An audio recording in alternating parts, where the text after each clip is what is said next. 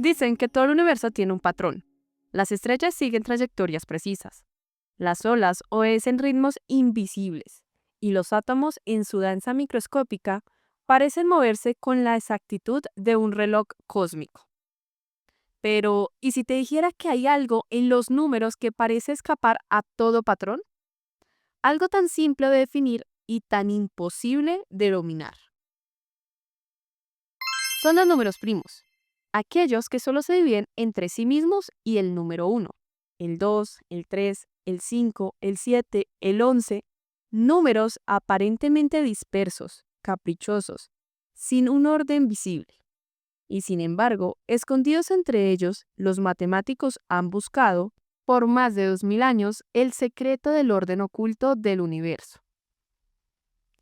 Nuestra historia comienza hace más de 2500 años, en la antigua Grecia. Los pitagóricos, seguidores del filósofo Pitágoras, creían que todo es número. Para ellos, los números no solo servían para contar, sino que eran la esencia misma del cosmos. Los pares simbolizaban lo femenino, los impares lo masculino.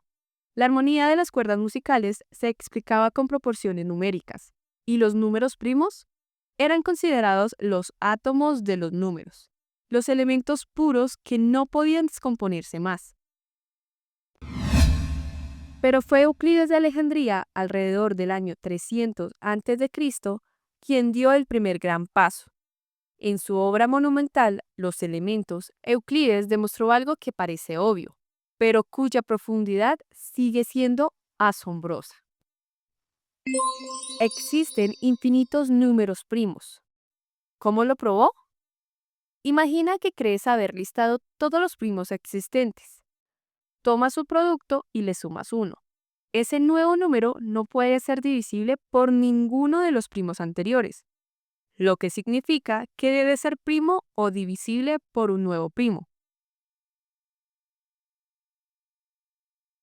Y así, Euclides concluyó, no hay fin.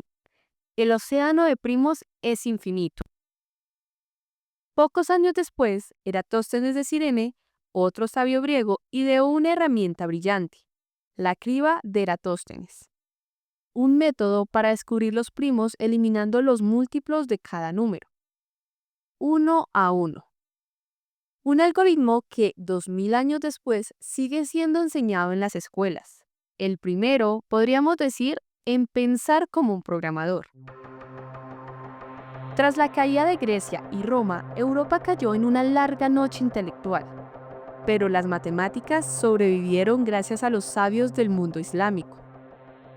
Al-Khwarizmi, Kindi y otros matemáticos, ellos no solo conservaron los textos de Euclides, sino que profundizaron en el estudio de la aritmética y la factorización. Durante siglos, los primos esperaron pacientemente, hasta que el Renacimiento volvió a despertar la curiosidad humana. El siglo XVII trajo consigo una nueva era, la matemática moderna.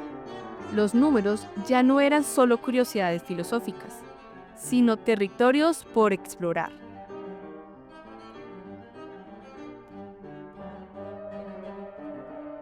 En el siglo XVII, en una época donde el pensamiento aún oscilaba entre la razón y la fe, vivía un hombre que nunca fue profesor, ni académico, ni famoso en su tiempo, y sin embargo, cambió para siempre la historia de los números.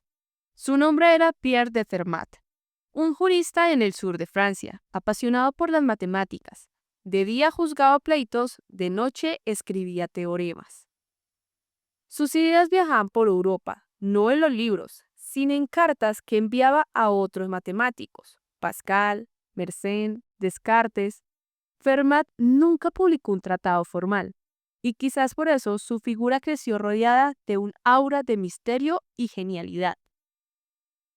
Entre sus muchas pasiones, Fermat quedó fascinado por los números primos. Los consideraba la materia prima del universo matemático, y no se conformaba con contarlos o clasificarlos. Quería descubrir sus secretos, sus patrones, sus leyes ocultas. En una de sus cartas más famosas, escribió sobre una secuencia particular de números que hoy conocemos como los números de Fermat. definidos por la fórmula de f sub n igual a 2 elevado a la 2 elevado a la n más 1.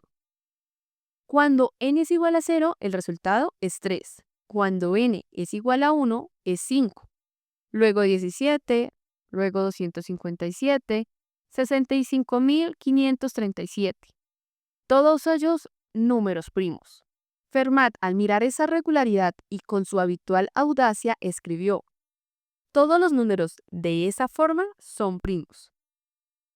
Era una afirmación monumental, pero como muchas veces ocurre en la historia de la ciencia, la belleza de la idea superaba su veracidad. Fermat fue también el primero en aplicar ideas de álgebra y la geometría al estudio de los números primos.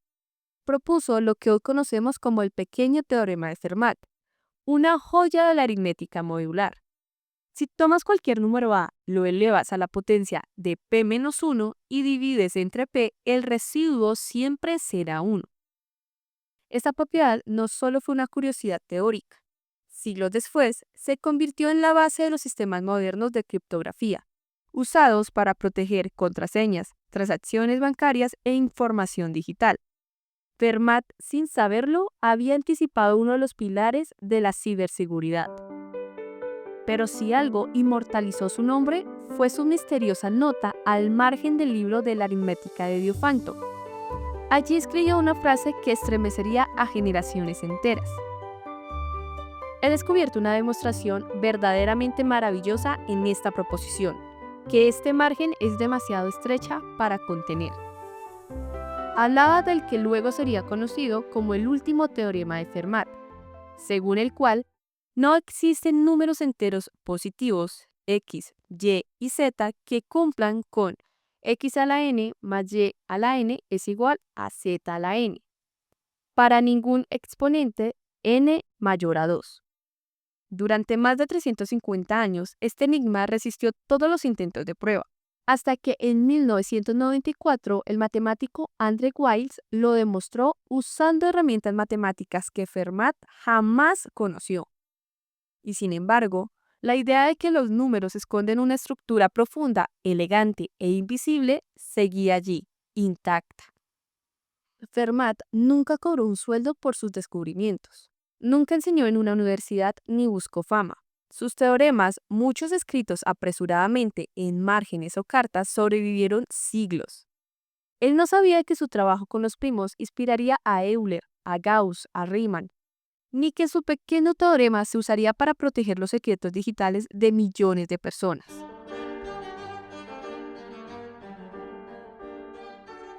Otro personaje que aportó significativamente a los números primos fue Marin Mersenne, contemporáneo de Fermat. Mersenne nació en 1588, en Francia. Fue sacerdote, filósofo, músico y matemático. Miembro de la Orden de los Mínimos y aunque su vida estuvo dedicada a la fe, su mente estaba fascinada por los secretos del universo. A diferencia de muchos hombres de su tiempo, Mersenne veía la ciencia y la religión no como enemigas, sino como dos caminos hacia la verdad. Para él, estudiar las leyes de los números era otra forma de acercarse a Dios.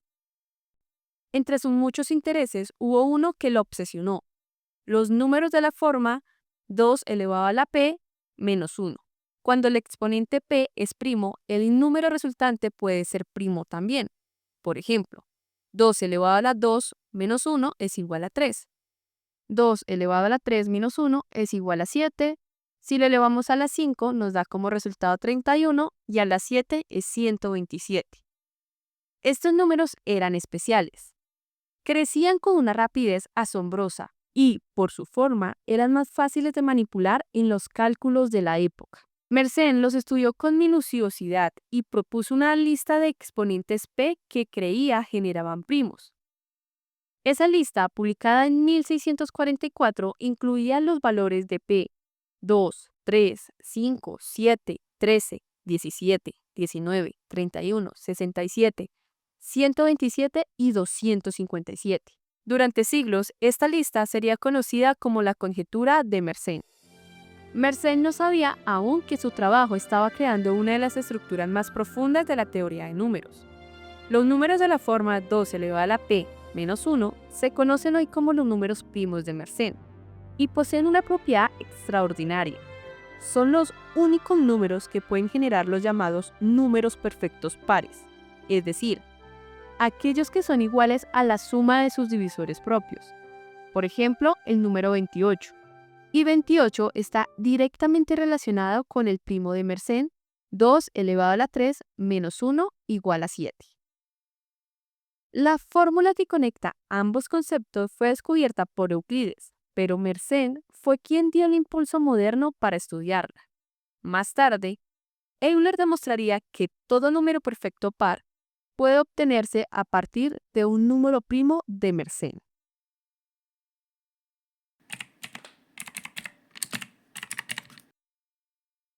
Mersenne no solo fue un estudioso, sino un puente entre los genios. Fundó una red epistolar que conectaba a más de 70 pensadores del siglo XVII, desde Galileo Galilei en Italia hasta René Descartes en Francia. Su celda en el convento de los Mínimos en París se convirtió en una especie de centro informal de investigación, donde se discutían experimentos, teorías y descubrimientos.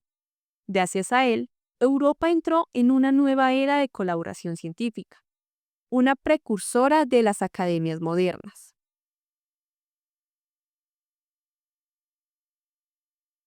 Durante siglos, los números de Mersenne fueron un desafío para los matemáticos. Su crecimiento exponencial los hacía difíciles de calcular a mano. Pero con la llegada de las computadoras, todo cambió. A partir de la década de 1950, los investigadores comenzaron a usar ordenadores para buscar nuevos primos de Mersenne, cada vez más grandes. Y lo más asombroso es que los mayores primos conocidos en la historia moderna siguen siendo de esta forma. Hoy existe un proyecto internacional llamado GIMS, en el que miles de personas presentan el poder de sus computadoras para encontrar el siguiente gigante. El último récord, descubierto en 2024, tiene más de 41 millones de dígitos. Estos descubrimientos no solo son hazañas numéricas, han ayudado a probar y mejorar algoritmos de criptografía, generar claves seguras y estudiar la distribución de los primos en escaladas colosales. Mersenne murió en 1648 sin saber cuán lejos llegaría su influencia. En su tiempo, los números eran símbolos de orden divino. Hoy, son el lenguaje de los algoritmos que mueven el planeta.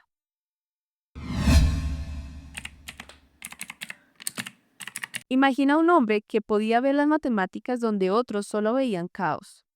Un hombre que, incluso después de perder la vista, siguió escribiendo más trabajos científicos que cualquier otro matemático en la historia.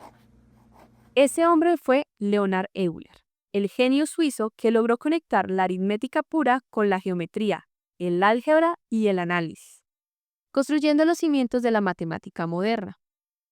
Nació en Basilea en 1707 y desde muy joven mostró un talento desbordante. Su maestro fue Johann Bernoulli, uno de los grandes matemáticos del siglo XVIII, quien rápidamente reconoció en su alumno una mente fuera de lo común. Pero lo que distinguió a Euler no fue solo su capacidad de cálculo, fue su visión unificadora. Mientras muchos matemáticos de su tiempo trabajaban en temas aislados, Euler veía una red invisible que conectaba todas las ramas del conocimiento. Y en el centro de esa red estaban los números primos. A comienzos del siglo XVIII, Fermat seguía siendo una figura mítica. Su nombre era sinónimo de misterio y sus afirmaciones desafiaban a las mentes más brillantes de Europa. Entre ellas, la famosa conjetura sobre los números de Fermat. Fermat estaba convencido de que todos eran primos, pero Euler, apenas con 25 años, decidió comprobarlo. A diferencia de sus predecesores, no se dejó intimidar por los enormes cálculos que eso implicaba. Trabajó durante meses calculando, razonando y buscando patrones hasta que finalmente encontró una pista. Descubrió que el quinto número de Fermat era divisible entre 641, lo cual no lo hacía primo. Con un golpe de lógica, Euler había derribado una creencia de casi un siglo. A diferencia de Fermat, que amaba los desafíos personales, Euler buscaba patrones universales, y su mayor logro en ese sentido llegó en 1737, cuando publicó un resultado que cambiaría para siempre la teoría de números. Demostró que la serie armónica de los números primos está conectada con la serie de los números naturales mediante la siguiente identidad. Esta ecuación, conocida como el producto de Euler, reveló algo monumental. Los números primos son los ladrillos fundamentales de todos los números naturales. Cada número puede construirse con un producto único de primos, y la estructura de toda la aritmética puede escribirse a partir de ellos. Por primera vez, el caos de los primos parecía tener un orden. Lo que antes eran simples curiosidades aritméticas se transformaba, en manos de Euler, en una arquitectura profunda del universo numérico. Pero Euler no se detuvo ahí. En su intento por entender cómo crecen y se distribuyen los primos, extendió la idea anterior al estudio de la función que más tarde se conocería como la función zeta de Riemann. Cuando S es un número real mayor que 1, esta serie converge. Euler observó que al descomponerla en sus factores primos, obtenía de nuevo su producto infinito. Con ello, unió el mundo del análisis con el mundo de la aritmética. Era como si hubiera encontrado una ventana que permitía mirar los números primos desde una dimensión completamente nueva. Euler veía los números como si fueran entidades vivas, las relaciones invisibles que podían expresarse con belleza. Por eso nos sorprende que haya sido él quien formuló también una de las ecuaciones más elegantes de toda la ciencia. 5 símbolos, 3 operaciones y una conexión perfecta entre las constantes más importantes de la matemática. Esa misma elegancia es la que aplicó al estudio de los primos, buscar la armonía escondida dentro del aparente desorden. Más de un siglo después, Bernard Riemann retomaría la función zeta que Euler había creado y la llevaría mucho más lejos. Intentaría comprender cómo los primos se distribuyen en la recta numérica, planteando la que hoy es una de las mayores incógnitas de las matemáticas, la hipótesis de Riemann. Sin el trabajo de Euler, ese camino nunca habría existido. Él fue el puente entre los sabios clásicos que buscaban patrones con intuición y paciencia y los matemáticos modernos que construyen teorías abstractas para explorar los cimientos mismos del infinito. Al final del siglo XVIII, en Buskin, vivía un niño prodigio que cambiaría las matemáticas para siempre: Karl Gauss. Su talento era tan desbordante que, según cuentan las crónicas, aprendió a sumar antes de hablar claramente y corrigió a su maestro de primaria antes de cumplir los 8 años. Pero lo más sorprendente vendría después. A los 15 años, mientras otros niños jugaban o trabajaban en talleres, Gauss se obsesionó con una pregunta que había intrigado a los matemáticos por siglos. ¿Cómo están distribuidos los números primos? A simple vista, los primos parecen aparecer sin patrón. Gauss empezó a contar cuántos primos hay menores o iguales a un número n. Lo hacía a mano, con lápiz y papel, sin calculadora, y entre columnas de números se dio cuenta de algo extraordinario. Gauss notó que si elegía un número muy grande, digamos 1.000.000, 10 millones o 100 millones, podía aproximar cuántos primos había antes de ese número usando la función pi de n es aproximadamente igual a n dividido entre el logaritmo natural de n. Gauss escribió esta idea por primera vez en 1792 en su cuaderno personal, sin publicarla. De hecho, no lo publicó en vida. Lo guardó como un tesoro personal, consciente de su importancia, pero sin buscar reconocimiento inmediato. ¿Por qué esta relación era revolucionaria? Porque por primera vez alguien había descubierto un orden estadístico dentro de los números primos. Los primos no obedecen una fórmula exacta, pero obedecen una ley promediada, una ley invisible, una ley que vive en el infinito. Gauss había descubierto algo increíble. Los primos no son caóticos. Los primos no son impredecibles. No siguen una regla exacta, pero sí una tendencia universal, tan sólida como las leyes de la física. Imagina una cuerda llena de nudos irregulares. Los nudos no tienen un patrón fijo, pero la cuerda, en promedio, tiene una densidad que sí se puede medir. Gauss había descubierto esa densidad de los primos. Su aproximación fue tan precisa que incluso hoy se usa como una de las grandes intuiciones que dieron origen a la teoría analítica de números. Durante siglos, los primos habían sido tratados como reliquias matemáticas, piezas aisladas del rompecabezas de los números. Pero Gauss observó algo radical. A medida que los números crecen, los primos se vuelven más escasos. Fue el nacimiento de la función de distribución de los primos. Con esto, Gauss se convirtió en el primer matemático de la historia que dijo, con evidencia numérica, los primos tienen una estructura global.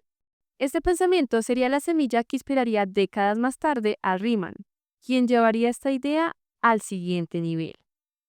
Gauss era famoso por su lema, no publicaré nada hasta que no esté totalmente maduro. Tenía estándares casi imposibles. Prefería esperar, refinar, corregir y asegurarse de que cada idea fuera perfecta antes de hacerla pública. ¿Resultado?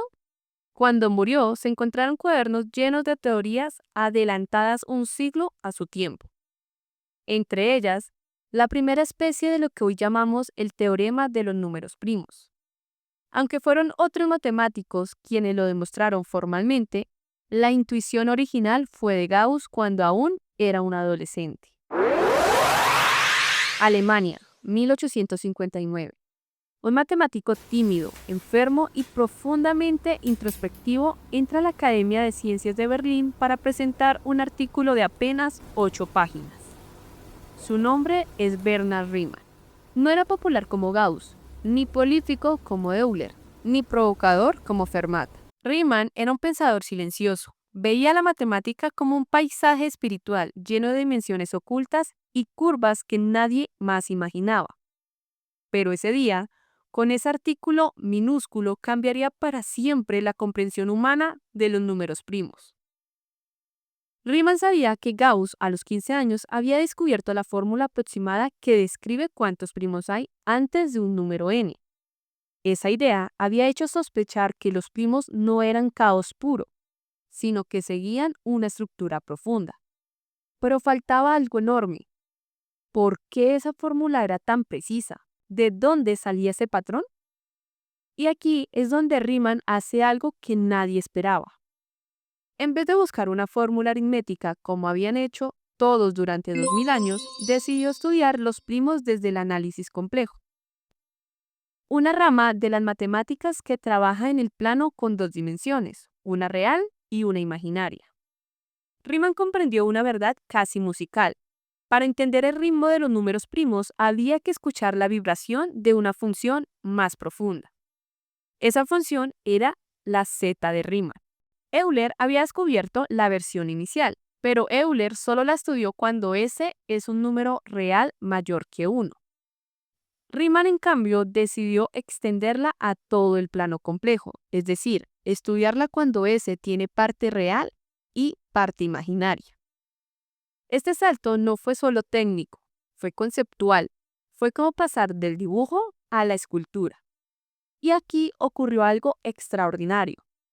Cuando extendió la función z, descubrió que tenía puntos donde su valor era exactamente 0. Esos son los famosos ceros de la función z. Riemann se dio cuenta de algo inimaginable. La posición precisa de esos ceros determina completamente la distribución de los números primos. Cada cero es como una nota musical, y juntas componen la melodía que describe dónde aparecen los primos. Y aquí llegó el giro histórico. Riemann observó evidencia de que todos los ceros importantes caen en una misma línea del plano complejo, un medio. A esa afirmación la llamó hoy el mundo la hipótesis de Riemann. Todos los ceros no triviales de la función z tienen parte real, un medio. Los ceros de Riemann no están puestos al azar. Al analizarlos, los matemáticos descubrieron algo asombroso. Siguen patrones que también aparecen en los niveles de energía de átomos pesados, los espectros de ondas caóticas, la física cuántica y en ciertos sistemas dinámicos con propiedades ondulatorias.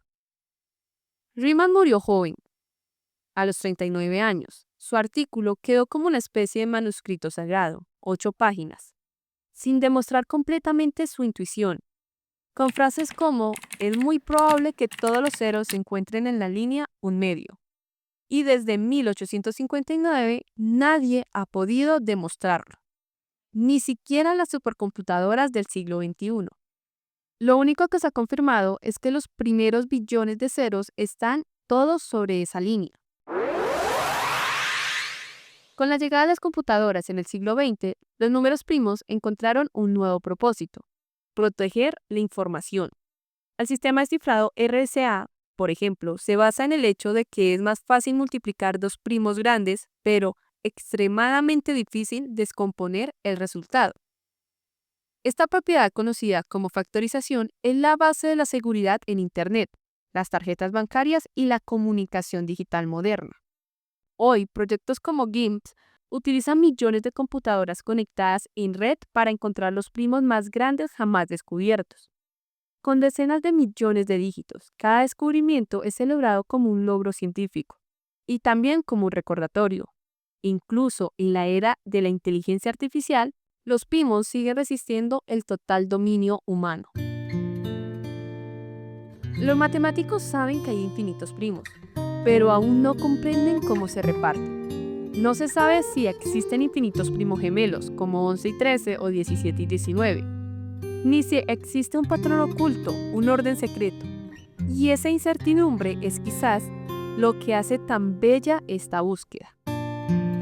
Los números primos nacieron con los griegos, sobrevivieron a los siglos oscuros, inspiraron a los genios del Renacimiento y sostienen hoy la seguridad del mundo digital.